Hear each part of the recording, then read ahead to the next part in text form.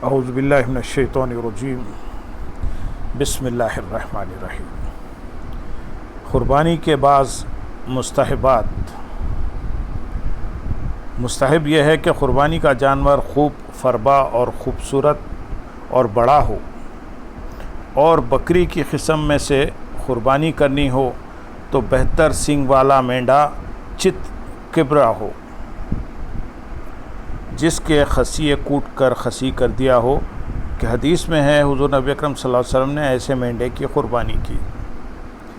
ذبح کرنے سے پہلے چھری کو تیز کر لیا جائے، اور ذبح کے بعد جب تک جانور ٹھنڈا نہ ہو جائے، اس کے تمام اعضاء سے روح نکل نہ جائے، اس وقت تک ہاتھ پاؤں نہ کاٹیں اور نہ چمڑا اتاریں۔ اور بہتر یہ ہے کہ اپنی قربانی اپنے ہاتھ سے کرے، اگر اچھی طرح ذبح کرنا جانتا ہو، اور اگر اچھی طرح نہ جانتا ہو تو دوسرے کو حکم دے وہ ذبح کرے، مگر اس صورت میں بہتر یہ ہے کہ وقت قربانی حاضر ہو۔ حدیث میں ہے کہ حضور اقدس صلی اللہ علیہ وسلم نے حضرت فاطمۃ الزہرا رضی اللہ تعالیٰ عنہا سے فرمایا، کھڑی ہو جاؤ اور اپنی قربانی کے پاس حاضر ہو جاؤ، کہ اس کے خون کے پہلے ہی خطرے میں جو کچھ گناہ کیے ہیں سب کی مغفرت ہو جائے گی۔ اس پر ابو سعید خدری رضی اللہ تعالیٰ عنہ نے عرض کی، یا نبی اللہ صلی اللہ علیہ وسلم، یہ آپ کی آل کے لیے خاص ہے یا آپ کی آل کے لیے بھی ہے اور عامت المسلمین کے لیے بھی؟ فرمایا کہ میری آل کے لیے بھی خاص ہے اور تمام مسلمین کے لیے بھی عام ہے۔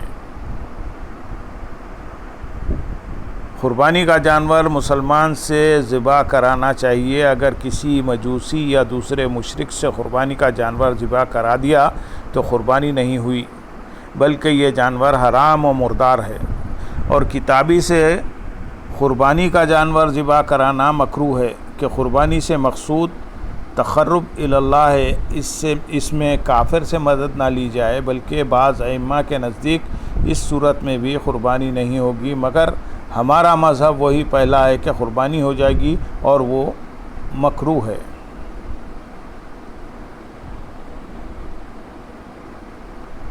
قربانی کا گوشت بھی کھا سکتا ہے، اور دوسرے شخص قربانی کا گوشت خود بھی کھا سکتا ہے، اور دوسرے شخص غنی یا فقیر کو دے سکتا ہے، کھلا سکتا ہے، بلکہ اس میں سے کچھ کھا لینا قربانی کرنے والے کے لیے مستحب ہے۔ بہتر یہ ہے کہ گوشت کے 3 حصے کرے، ایک حصہ فقراء کے لیے، اور ایک حصہ دوست احباب رشتہ دار کے لیے، اور ایک حصہ اپنے گھر والوں کے لیے۔ 1/3 سے کم صدقہ نہ کرے، اور کل کو صدقہ کر دینا بھی جائز ہے، اور کل گھر ہی رکھ لے، یہ بھی جائز ہے۔ 3 دن سے زائد اپنے گھر والوں کے کھانے کے لیے رکھ لینا بھی جائز ہے، اور بعض حدیثوں میں جو اس کی ممانعت آئی ہے وہ منسوخ ہے۔ اگر اس شخص کے لیے اہل و عیال بہت ہوں اور صاحب وسعت نہیں ہے تو بہتر یہ ہے کہ سارا گوشت اپنے بال بچوں ہی کے لیے رکھ چھوڑے۔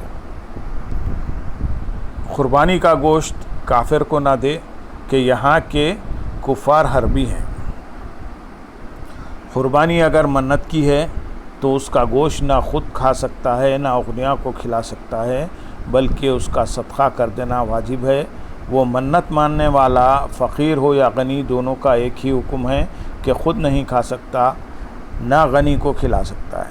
نیت کی طرف سے قربانی کی تو اس کے گوشت کا بھی وہی حکم ہے کہ خود کھائے اور دوست احباب کو دے، فقیروں کو دے۔ یہ ضرور نہیں کہ سارا گوشت فقیروں ہی کو دے، کیونکہ گوشت اس کی ملک ہے، یہ سب کچھ کر سکتا ہے۔ اور اگر میت نے کہہ دیا ہے کہ میری طرف سے قربانی کر دینا، تو اس میں سے نہ کھائے، بلکہ کل گوشت صدقہ کر دے۔